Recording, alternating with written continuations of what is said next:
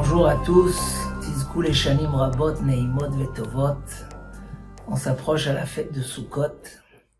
On sort de Yom Kippourim, un jour de grande pureté, où Akadosh Baruch Hu nous a purifiés de toutes nos fautes. Et on rentre dans une fête exceptionnelle, chargée de mitzvot. Et des mitzvot très très particulières, comme la Souka, où on rentre entièrement dans la Souka, le loulav avec les 4 espèces, la simcha, la joie, et la simcha de Bet HaShoeva. Je voudrais parler un peu de ces mitzvot d'une manière générale, pour qu'on puisse rentrer dans cette fête avec plus de connaissances sur la grandeur de ces mitzvot, Be'ezrat Hashem.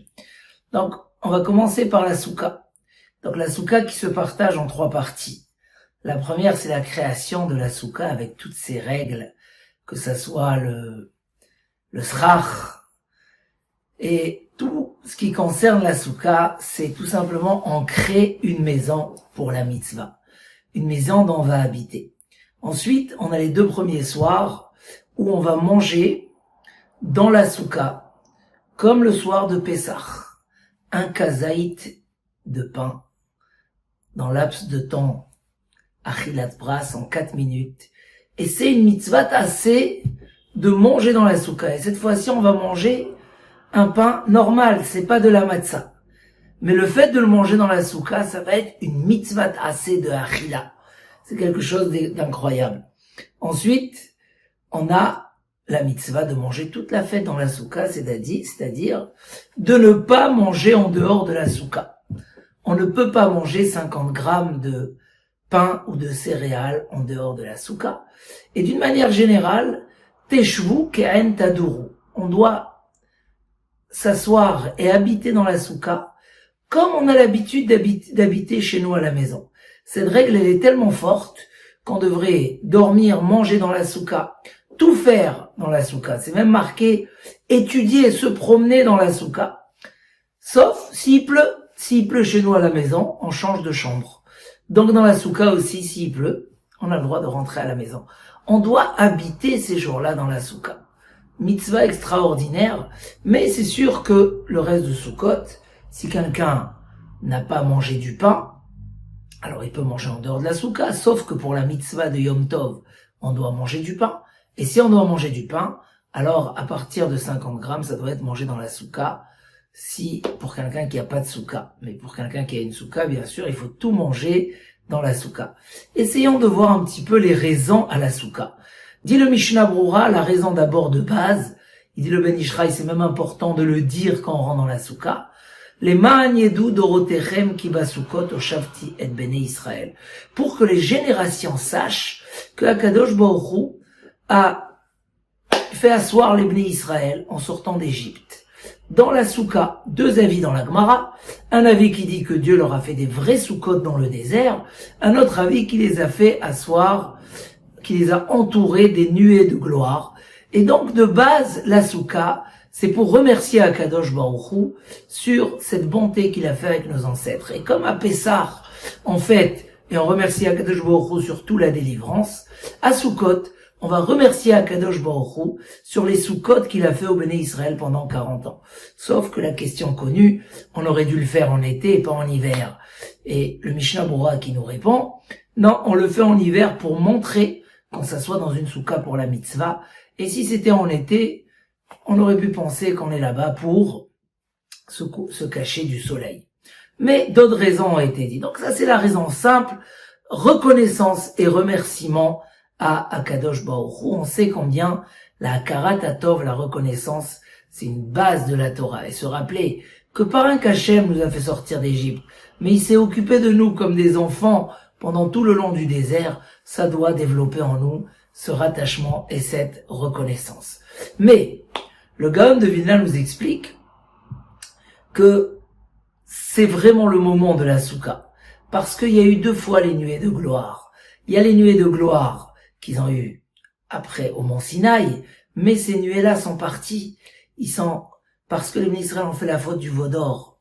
Et donc, Akadosh Baruch Hu après qu'il a pardonné la faute. Et à Yom Kippour, il a dit Salarti Kidvarecha. Et il a redonné l'étape de la loi. Il a redonné les nuées de gloire. Donc les nuées de gloire que nous on va se rappeler, c'est les nuées de gloire du Baal Tshuva, de celui qui fait Tshuva. Pour comprendre un peu mieux, le Zohar HaKadosh il dit que le Srach, c'est Tzila de Mehemnuta, c'est l'ombre de la Emouna. Kiviachol, il y a la présence divine. Chaque fois qu'on parle de la Souka, et on en parle beaucoup, Ufros alenu Souka Shlomecha. Couvre-nous de ta Souka de paix, ta présence divine. On a dit dans le Mizmor qu'on a lu pendant 40 jours, Hachem Ori, Ori c'est Rosh Hashanah, c'est la lumière, Hachem se dévoile. Ishai, Hachem nous envoie la Yeshua, il nous enlève nos fautes, c'est Yom Kippour. Et Kitzpeneni Besuko, Akadosh Baruch Hu nous cache dans la souka. Mais pourquoi on a besoin d'être caché dans la souka? Nous explique Rabbi Moshe Chaim Lutzato. De même que dans le désert, ils avaient besoin d'être protégés des nations qui voulaient les influencer, comme on le dit dans Shir HaShirim, où il disait au peuple d'Israël, Shuvi, Shuvi, Shulamite, la Shulamite revient avec nous, viens, on va te gâter, viens, on va te donner. Et là, Israël, il répondait, il disait, mais tu peux pas me donner tout ce que j'ai là. En tout cas, Akadosh Baruch Hu les a entourés et les a protégés dans la Kedusha. La même chose, il dit le Ramchal, un homme qui doit vivre la Torah dans un monde Hachem Ishmor, qui tire tellement vers les mœurs, vers la faute, vers le matériel, un monde qui a perdu le sens de l'orientation. Comment on peut vivre son judaïsme avec force et avec doucha? Comment on peut appliquer Velotaturu achare levavrem v'achare einechem? Ne tournez pas après vos yeux. Comment? Ok, ne pas aller après le Yetzer Hara, mais comment vivre dans un monde de doucha et spirituel? Et là, Kadosh Baruch Hu nous donne la souka. C'est une protection divine, ce qu'on appelle dans le Harizal le Or Makif, une lumière qui nous entoure dans la souka. Et dans cette lumière, on doit manger, dormir et vivre. Mais c'est quoi le symbole? Il dit le Ramchal, chaque tzaddik qui veut se coller à Kadosh Baruch Hu, alors Akadosh Baruch Hu l'entoure d'une bulle, d'une lumière qui le protège. Il va vivre autour de lui des gens n'importe quoi. Il pense qu'au matériel, qu'aux fautes, qu'aux désirs. Et lui, ça lui parle pas. Il vit dans un monde de Gdusha. Pour lui, c'est comme de la pluie sur un imperméable. Et ça, c'est une protection qui s'appelle la souka. Kitzpeneni besuko. Après qu'on est sorti, c'est les nuées de gloire du Baal Tshuva. On est sorti de Kippour, on a tous fait Tshuva, on a été purifiés. Mais on est encore fragile. Comment on va être protégé? Akadosh Baruch Hu nous donne cette belle mitzvah où les Ushpizim vont venir, Avraham, Yitzhak et Yaakov, Moshe, Aaron, David, Yosef. On va vivre, et comme nous a dit le Gaon de Vilna, les deux mitzvot où on rentre tout le corps, Eretz Israël et la Souka.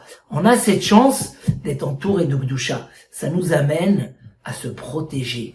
Nous dit, pourquoi un Baal Tshuva, il est plus grand qu'un tzaddik Gamour? Parce que le tzaddik Gamour, ça y est, il est tranquille. Il pense pas tout le temps à la crainte divine, à se renforcer, à se protéger, à s'éloigner de la faute, à rajouter de la Gdusha. Le Baal Tshuva, il est constamment dans la crainte divine. Parce qu'il met, Rabbeinu Yona insiste beaucoup qu'après qu'on a fait tchouva sur quelque chose à Kippour, il faut que tellement on a mis des protections que quand on arrive devant cette faute à nouveau, même pas on veut s'approcher parce qu'on veut pas repasser la même galère.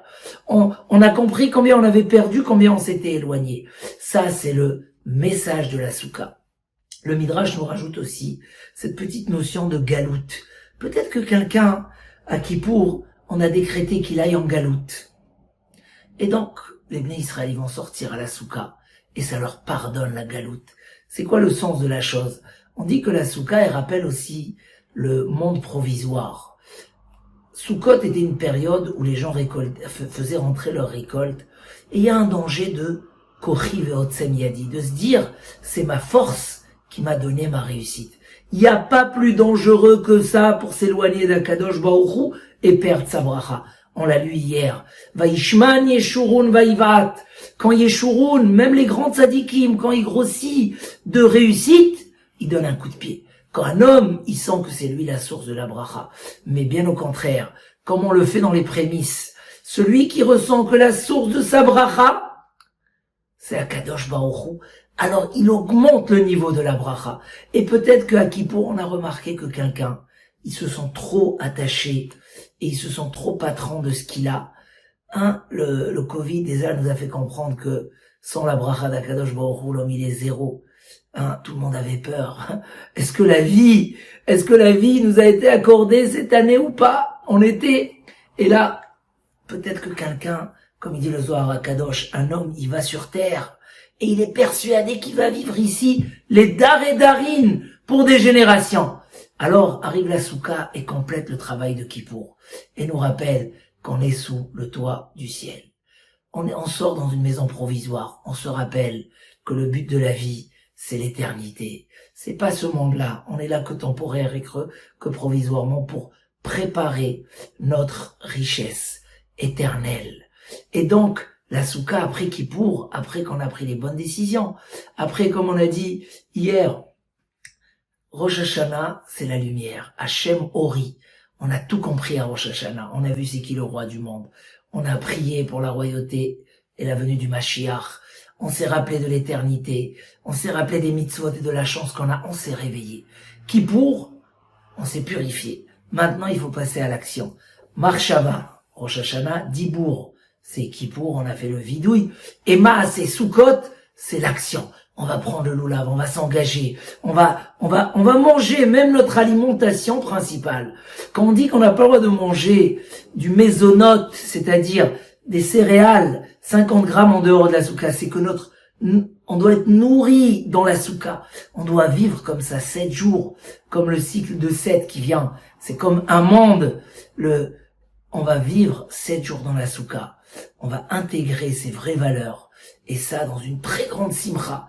Parce que quand un homme il a compris que Hachem lui a donné le matériel comme un moyen, le plaisir pour vivre, le plaisir pour servir à Kadosh Baruch Hu, dans la joie, dans le plaisir, parce que la plus grande simcha, c'est à Sukkot. Alors on va comprendre et on va se rappeler que la vie, elle a un sens et elle a un but.